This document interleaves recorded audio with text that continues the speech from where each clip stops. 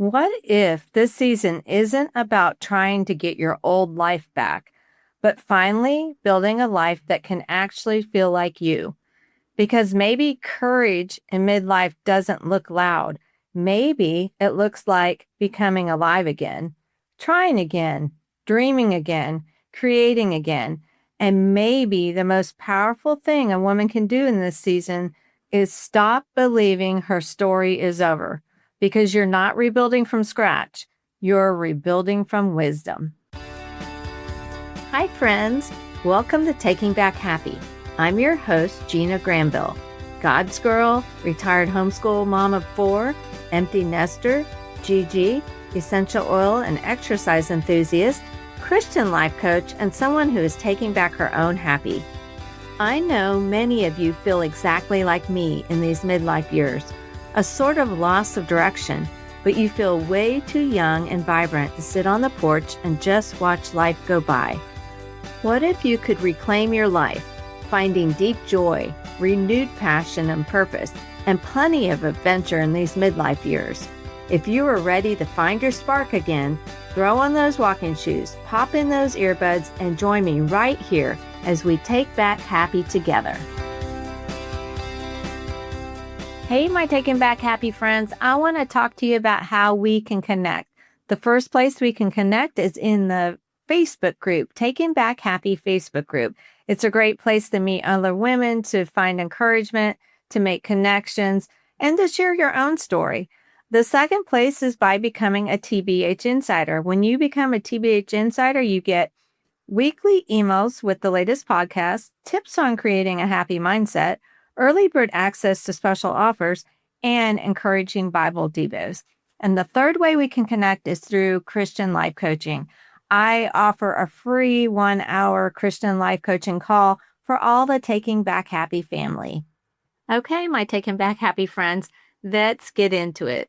So midlife has a way of exposing things, not just what's changed around us, but the places where we slowly disappeared inside our own lives. So let's look at our first area that we're going to talk about today. And that's how midlife often reveals where we lost ourselves.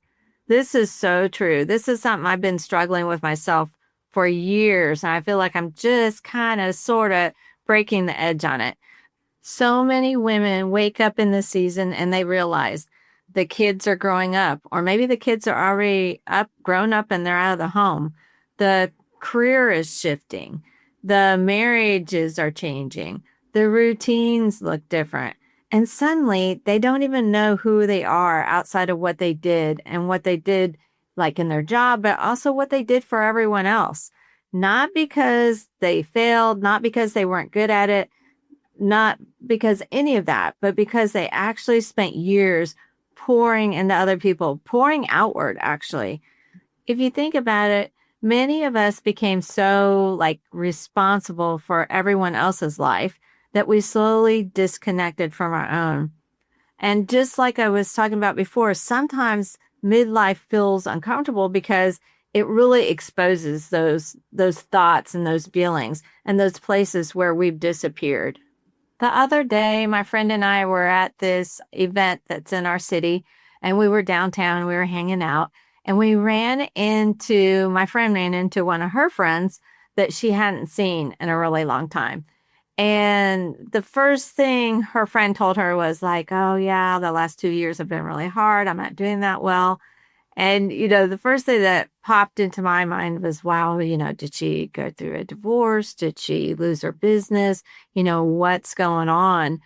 And so my friend asked her, she's like, hey, are you still doing the business? And she said, oh yeah, the business is thriving.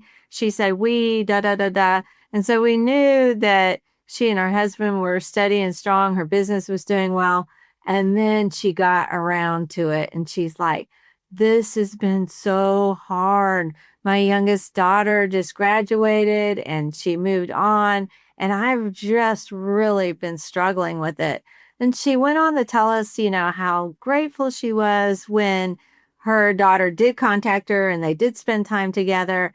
And she could see, the joy in that. She could see all that. But it just kind of exposed for her, like, wow, this has been really hard. And the acknowledgement of that change has been, even if a lot of things are staying constant, her business was staying constant, her marriage was staying constant, but just having that one thing in her life change, it exposed all those feelings, all that sadness, all that kind of lostness, because she's kind of had like, she felt like a loss of purpose and direction, even though she was still doing the same thing she'd always been doing. So I just want to challenge your thoughts with this. What if that exposure, that exposing those things isn't really a punishment? What if it's actually an invitation? If that was the truth, if it was an invitation, this would be so powerful. Which brings me to my second point. This season is not just about loss, it's actually about creation. If you're thinking about your midlife and you're kind of reframing it from, like, I don't know, you could think of it as like decline or irrelevance, or a lot of times, and I've said this myself, my best years are behind me. What if you could turn that around and you could reframe that and make it like recreation, awakening, wisdom, intentional living, new purpose, any of those type of things? If you think about it, you're not becoming someone fake or someone completely different. You are becoming more fully yourself. So a lot of times when we think about reinventing ourselves, it's kind of like that fake, kind of like that Instagram perfect, I'm going to reinvent myself and I'm going to be, blah, blah, blah. But that's not what I'm talking about. I'm talking about just becoming more fully yourself. My friend and life coach, Susan, loves to say, my favorite age is now. And I love that. I think that's so powerful because it's not discounting your past. It's not saying your past wasn't wonderful. It's not saying that your future is not going to be amazing. It's saying today, in this present moment, this age is awesome. This age is beautiful. This life is awesome and worth living, and I can be present in it, and I can change my life and other people's lives just by living in this very current moment. A lot of times we look backwards. We look backwards with fondness, but maybe God isn't asking you to go backward. Maybe He's inviting you forward. So a lot of times when you're younger, your life is built around like survival and proving yourself and like dealing with pressure and obligation and serving others and taking care of everyone else. But now you have the chance to build a whole new life. It doesn't have to be a whole new life, but a life that makes you happy, a life that is fulfilling. And this is built on wisdom and authenticity and freedom and clarity and intention and all those things that you've gained over the years. And that's when it's really good to remember you're not rebuilding from scratch. You're not rebuilding from the ground up or from birth or from, whatever point in time. You're actually rebuilding from wisdom and experience and the life that you've been living. Psalm 90 verse 12 says, "Teach us to number our days carefully so we may develop wisdom in our hearts." And basically, that's what we've been doing all along, especially if you're walking with God and you have a relationship with God. You have been growing in wisdom in your heart. Another thing we've been growing in is courage. But this is point number 3. Courage in midlife looks different.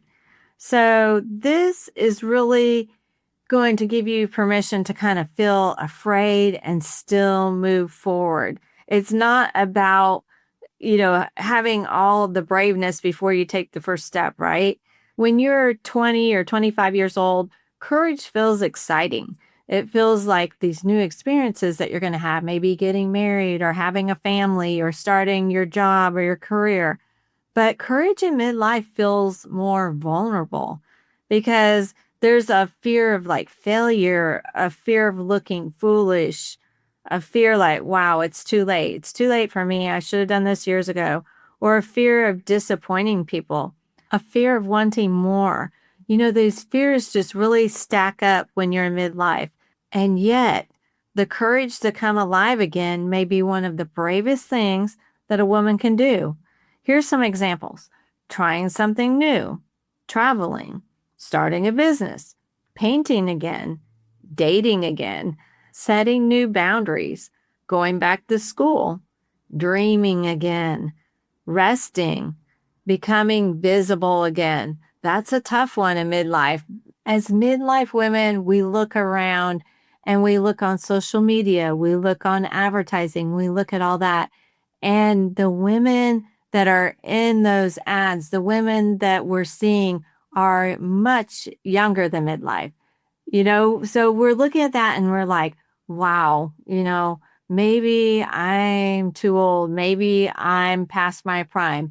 Maybe I need to just kind of sit back and make room for these young people. And I'm not saying that you shouldn't, share the spotlight and make room for younger people, but I am saying that be careful what you're looking at. Be careful how you're looking around, because you have just as much value at 20 years old as you do at 50 years old, as you do at 70 years old. And don't let anybody lie to you or deceive you into thinking that your life is over. Can you imagine, like, you're 50 years old, you're going to live, just say you're going to live another 30 years. Okay. You're 50 years old, you're going to live another 30 years. Do you want to go around with the thought that my best days are behind me when you have 30 years in front of you that is a gift from God that you can do something with?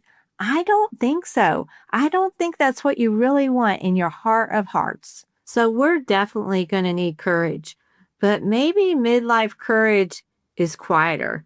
Maybe it's actually deeper, though. Maybe it has more wisdom. Maybe it has more freedom, because you're at the point now where you can do something for you.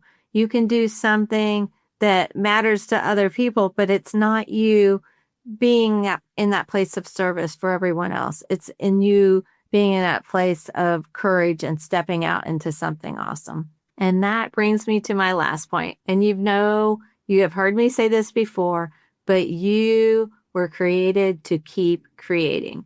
This is a really good place for us to think about spiritually, not necessarily creating only in like a career sense. I created this great career, but in a real life sense. We can think about how women are made in the image of God. So when we stop imagining, or we stop dreaming, we stop building, we stop expressing, we stop exploring, whatever, we stop adventuring, something inside of us is going to start to dim, or maybe even to die. Not because like we're selfish, but because we're literally designed for purpose. We're designed for creation. God is our creator that lives in us, and we're designed to create new things. God did not stop calling you because you got older. Edie Wadsworth is the founder of Life Mentoring School. That's the program I've been in the last several years. That's where I got my coaching certification. That's where I got my master coaching certification. But the interesting story about this is, before Edie was a life coach and started this program to train other life coaches, she had a wellness business. She sold Young and Living products and did all that. And before that, she was a physician. So she had what in the world's eyes, we'd say, wow, she's got a really good job. She's a physician. She's gone to school. She's got the degrees. She's got the job, the money, and all those things. And each step in her life took her to a different phase, a different part. And right now she's in her mid-50s, and she feels more alive now than she's ever felt. And think about that, being a physician and then being a life coach. A lot of people would say, what is that about? But she's constantly in this place of like living in her purpose and creating new things. And when she gets done creating one program, all of a sudden she's like open to something new, something that God will lead her to. And a lot of us as life coaches get to be the recipients of that, right? We get the benefits of the fruit of her labor. But Dr. Edie isn't special. Well, I mean, she is special because she's a really awesome lady, but she's not special as opposed to like you and I. There's still life left in you. There's still beauty in you. There's still purpose in you. There's still creation in you. Maybe happiness isn't found by trying to get your old life back. Maybe it's found by coming alive in the life that you currently have. You know, my favorite age is now. So, my taken back happy friends, maybe this isn't the season of looking back on who you were. This is not the end of your story. This is your creation, and it's never too late to start becoming fully alive again. If this podcast blessed and encouraged you today, I'd love for you to share it with your friends. You can take a screenshot and share it in your stories, but make sure you tag me at Gina Granville so we can connect. You can find me on Facebook, Instagram, and TikTok. Make sure you join my Taken Back Happy Facebook group. I'll meet you back here soon, and we'll continue taking back happy together.